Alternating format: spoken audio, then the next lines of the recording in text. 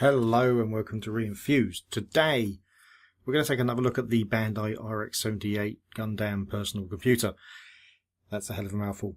We've done a video or maybe two on this already, but this is kind of the last, well, I guess penultimate step rather than last step, but this is working pretty much. We can get the display up and the keyboard works and things like that.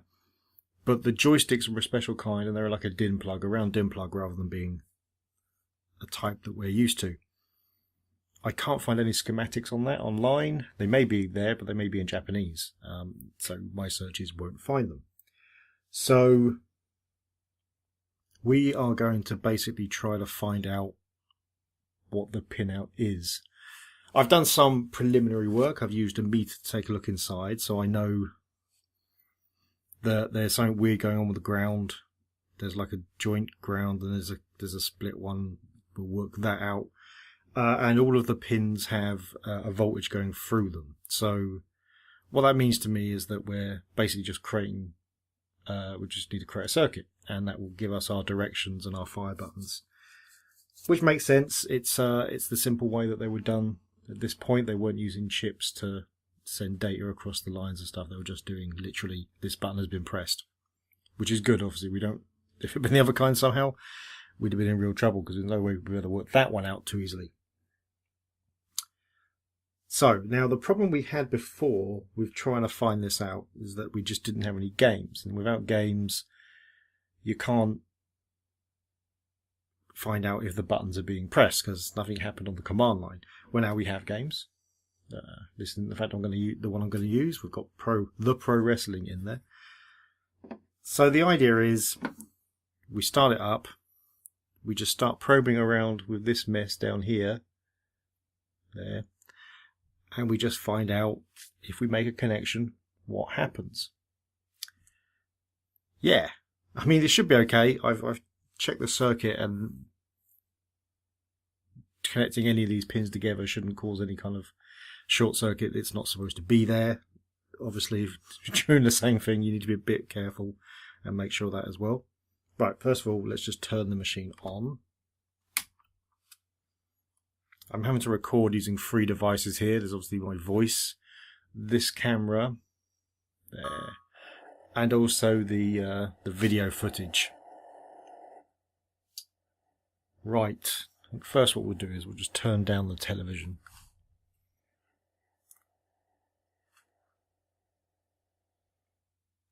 Just because syncing all this up is going to be hard enough already without trying to sync up the sounds of the television. Okay. Those are the 2 people. Hopefully the game is kind of in a state where it will work. So what I'm going to do, is I have got crocodile clips all connected. There we go. So obviously the shield is a point of ground. So if we just stick a connection on there, and then it's just as simple as touching wires. So, okay, that did something. That's good. Do that again. Oh, I seem to control both of them. Did I just win that game by... Anyway, so let's try. That seems to... I would assume... Oh, I did. Oh, I lost. I don't know what happened there. I've got no idea what happened there. Let's reset the game. Okay, so that seemed to be a kind of fire button, I would assume. So this one does nothing. You know what? I should bend this wire over so I know that this did something. Oh, I just accidentally done it, haven't I? There we go. So that's bent over, so we know that it's something. Does nothing. Okay, they're moving up. They're both moving up. Okay, so that's it. Nope, that makes entire sense actually, because that, of course, I'm on the shield, which is the joint ground. So I am effectively controlling both. So I need to work out one of the split grounds. Right. Oh, no, wait there. Yes, so that was left, I guess. Okay. So now we've got all these wires left over. So let's move the ground point to one of those. We've only got up and left. We don't have down and right. Now, I found 2 split grounds, so I'm okay. So maybe that's separated them. So on that ground, the fire doesn't work. Okay. And right, nothing else works. So that wire is probably nothing then. So let's try this one.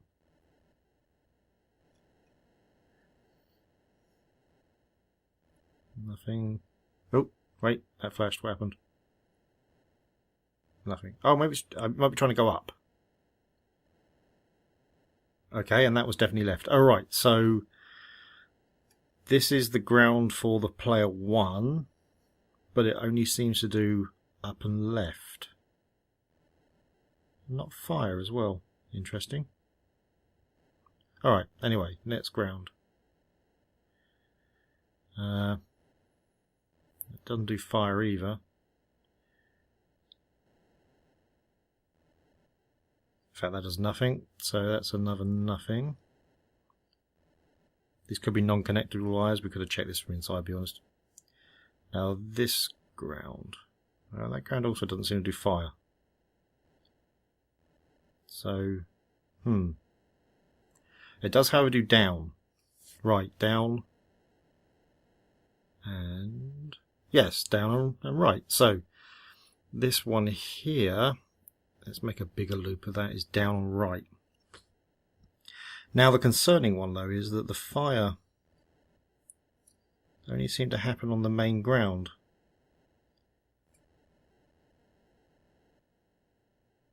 Which can't be right, because that would mean I'd be doing fire for both. So found something more complex here. No, there we go. There we go. Okay, so it is on that ground. Phew. There's the ground, isn't it? That's not the fire. That would explain why we're having so many issues. So no, now it's not. Now it's not firing. What's going on? That's up. Yep, so that's definitely ground. What is fire not firing? Oh, no, that's fire. Hey? No, that is fire. What is going on? Alright. You know what? It's probably a game related thing. But there you go. So we've got all 4 directions and we've got a fire button. So what it is we've got 2 grounds now. This one and this one. So one of the grounds handles the fire button and left and up, and the other ground handles right and down. Fair enough, that's fairly simple.